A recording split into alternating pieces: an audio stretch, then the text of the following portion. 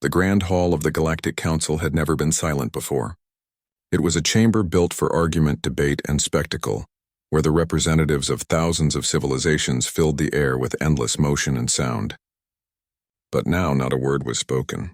The vast room of crystal arches and silver light seemed frozen in disbelief as the holographic seal of Earth's crest flickered once, then vanished into static. The message had been brief. No preamble, no plea for negotiation, no emotion in its tone. Humanity was withdrawing. They had sent it through every official channel, signed by their unified planetary council, and authenticated by their artificial intelligence oversight body. It was not a threat. It was a declaration of finality. Earth was severing all ties with the Galactic Council. At first, many believed it was some kind of bluff. Humanity had always been unpredictable, too bold, too curious, too fiercely independent. Yet even the most skeptical among them could not deny the final line of the message. It read simply, "We will stand alone. Do not follow." In the first few hours, confusion reigned. The ambassadors of the Council's core species demanded clarification. Some accused Earth of arrogance, others of madness. But beneath the bluster there was fear.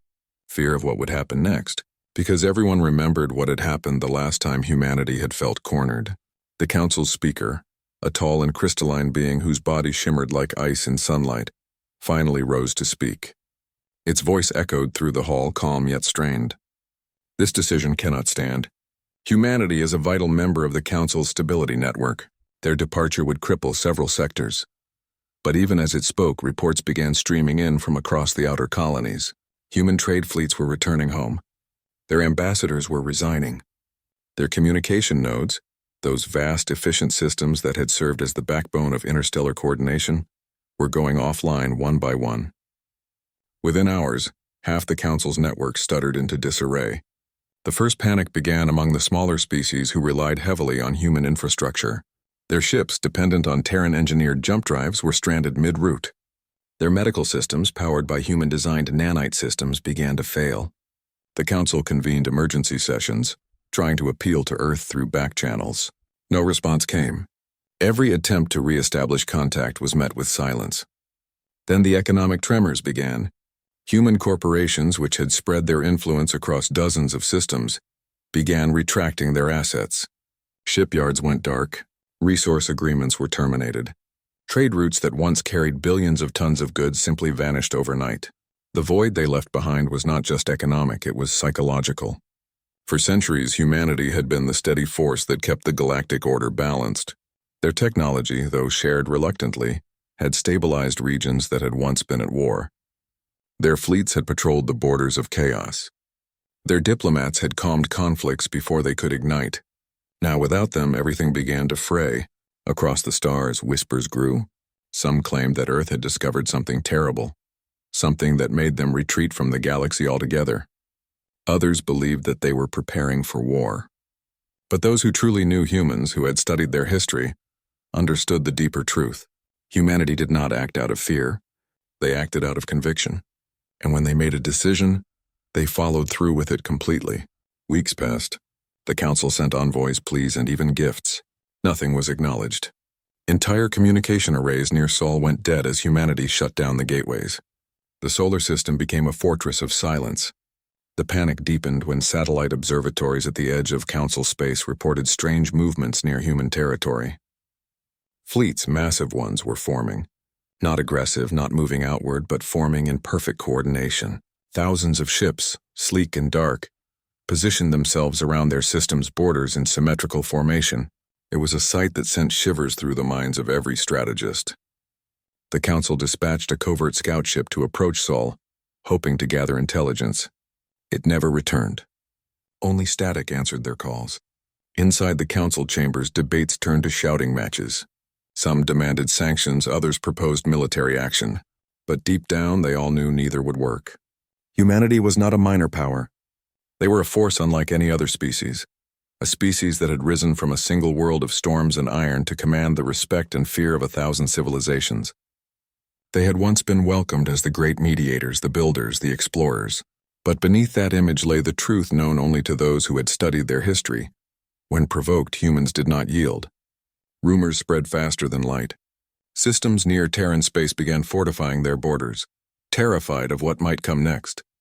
Trade partners began hoarding resources. The balance of the galaxy shifted, subtle at first, then violently.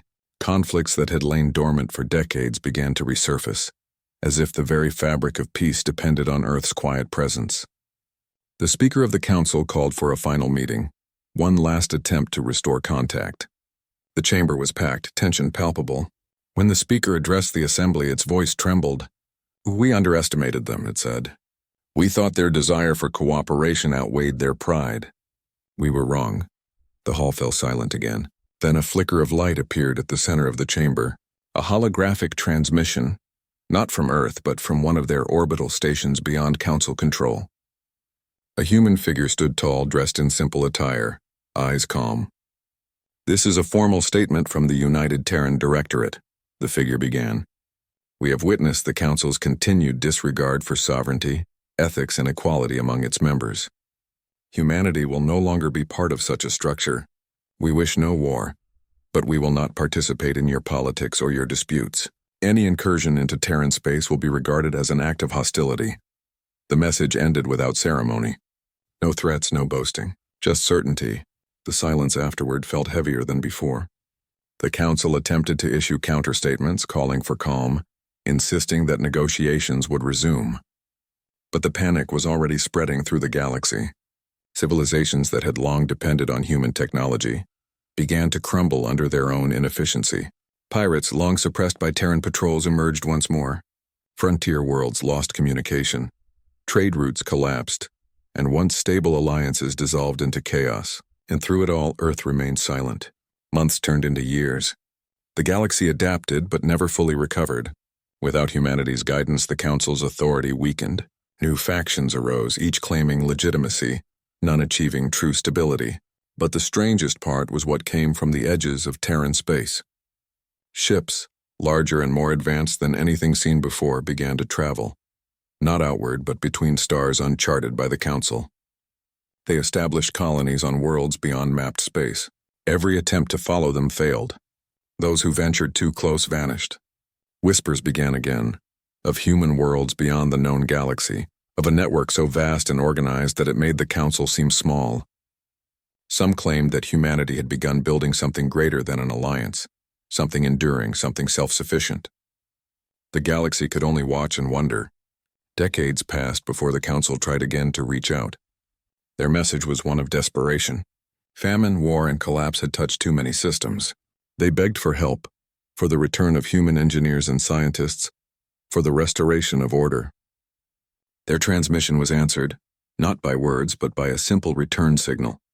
It contained no message, only a pattern of harmonic frequencies recognized by every diplomat in the galaxy.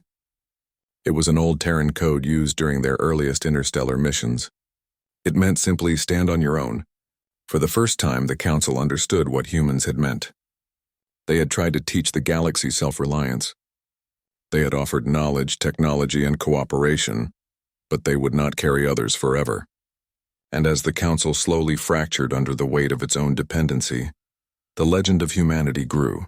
Stories spread across worlds, of Terran colonies beyond the galactic rim, of ships that moved faster than light itself, of a civilization no longer bound by the politics of the old Council. Some said they had discovered the secret to interdimensional travel. Others claimed they had found a way to harness energy directly from the fabric of space. None could prove it, but one truth remained clear.